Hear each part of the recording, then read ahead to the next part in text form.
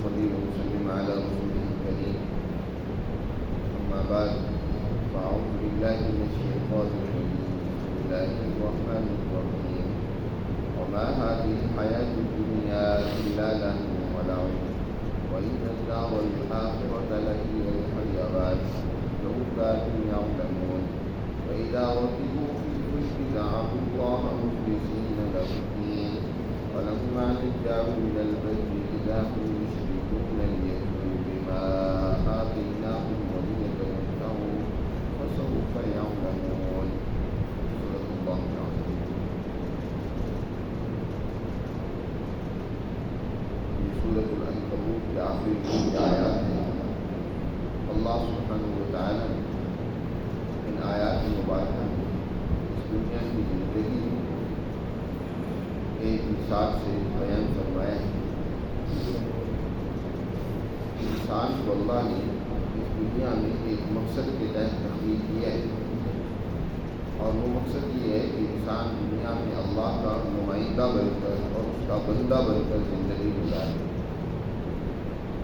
اللہ کی نمائندگی اور اس کی بندگی یہی دونوں تقاضے ہیں.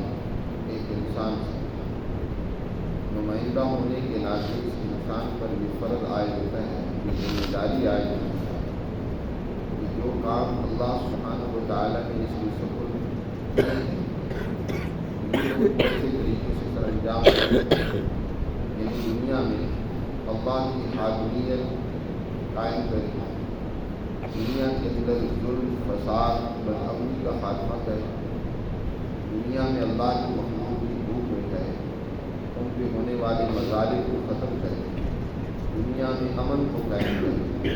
یہ اس انسان کی اللہ کی نمائندہ ہونے کی حیثیت کی ذمہ داری. یہی وجہ ہے کہ قرآن مقدس نے جگہ جگہ پر اس جماعت کی صفات بیان کی ہیں جو جماعت اللہ کی تعلیمات پر ایمان اور یقین رکھتی ہے، اللہ پر، اللہ کے رسول صلی اللہ علیہ وسلم پر اور تعلیمات پر اس کو یقین ہے. اس کی صفات یہ ہیں کہ وہ امر بالمعروف اور نہی عن المنکر، یعنی دنیا سے منکرات اور برائیوں کا خاتمہ کرتی ہے. برائیاں کیا ہیں؟ ظلم بہت بڑی برائی ہے، بدامنی بہت بڑی برائی ہے، معاشی تنگدستی اور غربت ایک بہت بڑی برائی کا ذریعہ اور سبب. ان تمام برائیوں کو وہ ختم کر دیں، بے حیائی کو ختم کر دیں، دنیا سے دوسروں پر ظلم و زیادتی اور جبر کا خاتمہ کرنا، آزادی، ہر ایک کو نفسی آزادی اور اس سے روشناس کرانا اور معروفات کا نظام قائم کرنا. امر اصل میں کہتے ہیں اللہ کے حکم کو نافذ کرنا. عام طور پر بعض جماعتیں امر بالمعروف اور نہی عن المنکر کی اصطلاح اپنے لیے استعمال کرتی ہیں، لیکن اس کا تعلق اصل میں حکمرانی کے ساتھ. ہم لوگ جو امر بالمعروف اور نہی عن المنکر کرتے ہیں جس کے پیچھے کی طاقت اور قوت نہیں ہوتی، یہ حقیقی معنوں میں امر نہیں ہوتا.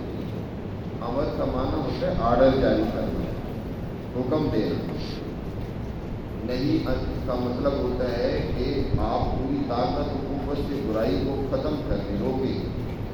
ظاہر ہے ہمارے پاس تو طاقت اور قوت کوئی نہیں ہوتی، ہم تو زیادہ سے زیادہ بات و نصیحت کرتی ہیں، لوگوں کی منت سماجت کرتی ہیں، ان کو سمجھاتی ہیں کہ برائیوں سے باز ہو، یہ نیکیاں ہیں اس کو بجا لو، اچھے کام کرو.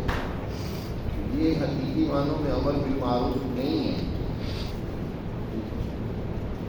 اگر اس حوالے سے اس پر اطلاع کر لیا جائے کہ چلو یہ بھی اسی کی ہی ایک قسم ہے، ممکن ہے، لیکن اصل امر بالمعروف اور نہی عن المنکر کا تعلق حکومت کے ساتھ ہے. حکومت کی ذمہ داری ہے کہ وہ دنیا میں اللہ کے احکامات اور قوانین کو نافذ کرے اور دنیا سے برائیوں کا، مظالم کا خاتمہ کرے.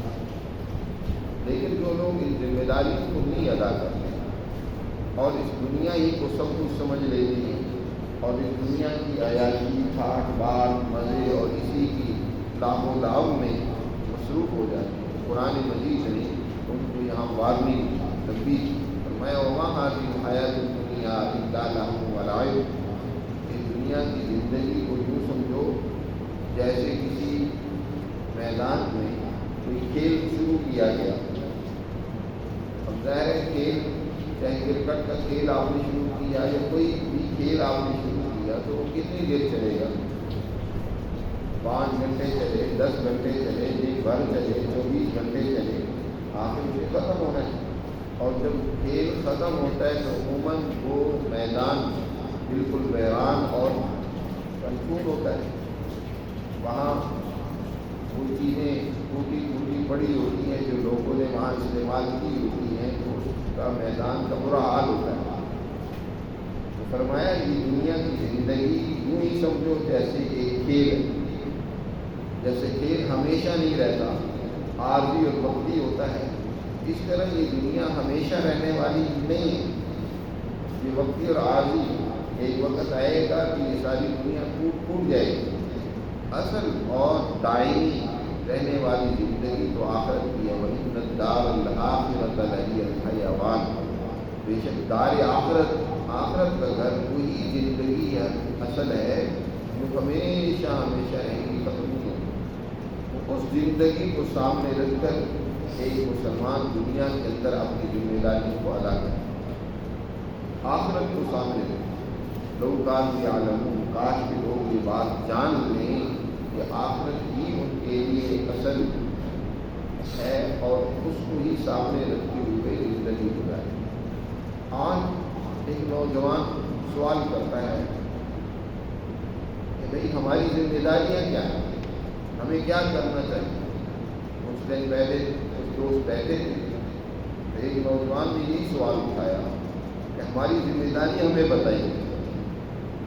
اس وقت ایک مثال کو میرے ذہن میں آئی، اس کے ذریعے سے اس آیت کی تشریح اچھی طریقے سے ہوتی ہے. اور وہ یہ ہے کہ دیکھیں ایک انسان، ایک نوجوان تعلیم حاصل کر رہا ہے تو اس کا صبح یونیورسٹی یا کالج کے ٹائم گھر سے نکلنا وہ اس یونیورسٹی میں پہنچنے کے لیے ہوتا ہے. وہ پوری تیاری کر کے جاتا ہے. اب اس کے گھر والے جب وہ یونیورسٹی جا رہا ہے تو راستے میں 2-3 کام اس کے سپورٹ کرتے ہیں کہ یہ بھی تم کرتے چلے جانا. مثلا اس نے بجلی کا بل جمع کروانا تھا گھر والوں نے تو اس کے سپورٹ کر دیا کہ راستے میں بینک میں یہ بھی جمع کروا لینا. یا اسی طرح وہ راستے میں کوئی ایسی دکان تھی جن سے سودا سلف لیتے تھے تو انہوں نے ان کا کوئی بل دینا تھا تو دے دیا کہ چلو یہ ان کو پکڑاتے چلے جانا.